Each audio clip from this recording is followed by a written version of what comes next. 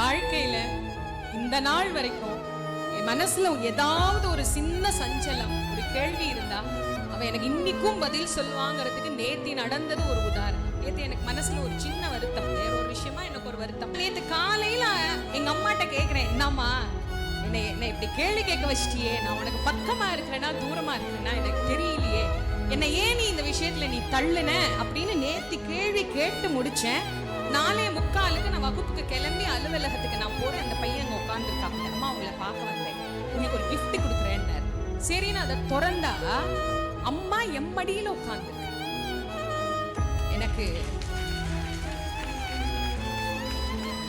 24 மணி நேரம் கூட எங்க அம்மாக்கு பொறுக்க உடனே சொல்ல, ஏய் நான் இருக்கேன்டி உனக்கு, நீ ஏன்டி கவலைப்படுற, எதை பத்தி நீ கவலைப்படாதடி, நான் இருக்கேன்டி உனக்குன்னு. எங்க அம்மா எனக்கு மீனாட்சி.